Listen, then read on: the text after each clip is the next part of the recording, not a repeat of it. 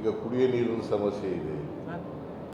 ಅದು 2018ರಲ್ಲಿ ಮಂಜೂರಾದರೂ ಕೂಡ ಇನ್ನೂ ಪೂರ್ಣ ಆಗಿಲ್ಲ. ಅದಕ್ಕೆ ಅದನ್ನು ಪೂರ್ಣಗೊಳಿಸಬೇಕು ಕೂಡಲೇ ಅಂತೇಳಿ ಅರ್ಬನ್ ಡೆವಲಪ್ಮೆಂಟ್ ಡಿಪಾರ್ಟ್ಮೆಂಟ್ನವರಿಗೆ ಸೂಚನೆ ಕೊಟ್ಟಿದ್ದೀವಿ. ಆಮೇಲೆ ಈ ಕಸ ವಿಲೇವಾರಿ ಮಾಡ್ತಕ್ಕಂಥ ಕಾರ್ಯಕ್ರಮಕ್ಕೆ ಸಿವಿಲ್ ವರ್ಕ್ಸ್ ಎಲ್ಲ ಆಗಿದೆ, ಆದರೆ ಎಲೆಕ್ಟ್ರಿಫಿಕೇಷನ್ ಆಗಿಲ್ಲ. ಅದಕ್ಕೆ ಈ ತಿಂಗಳೊಳಗಡೆ ಎಲೆಕ್ಟ್ರಿಫಿಕೇಷನ್ ಮಾಡಿ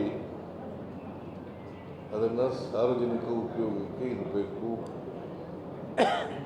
ಕಸ ವಿಲೇವಾರಿ ಭಾಳ ಮುಖ್ಯ, ಯಾಕಂತಂದರೆ ಬೆಟ್ಟದ ಮೇಲೆ ಕ್ಲೀನ್ಲಿನೆಸ್ಸು ಭಾಳ ಮುಖ್ಯ. ಸ್ವಚ್ಛತೆ, ಆ ಸ್ವಚ್ಛತೆಗೆ ಗಮನ ಕೊಡಬೇಕು ಅಂಥೇಳಿ ಅದನ್ನು ಕೂಡ ಈ ತಿಂಗಳು ಸೆಪ್ಟೆಂಬರ್ ತಿಂಗಳೊಳಗಡೆ ಮಾಡಿ ಮುಗಿಸ್ಬೇಕು ಅಂತ ಹೇಳಿದೆ. ಆಮೇಲೆ ಬರೀ ಚಾಮುಂಡಿ ಬೆಟ್ಟ ಅಂತ ಇಲ್ಲ, ಎಲ್ಲ ದೇವಸ್ಥಾನಗಳಲ್ಲೂ ಕೂಡ ಸ್ವಚ್ಛತೆ ಇರಬೇಕು. ಮತ್ತು ಅಪರಾಧಗಳು ಚಾಮುಂಡಿ ಬೆಟ್ಟದ ಮೇಲೆ ನಡೀಬಾರ್ದು, ಇಲ್ಲಿ ಸುರಕ್ಷತೆ ಇರಬೇಕು ಅನ್ನೋ ಕಾರಣಕ್ಕೋಸ್ಕರ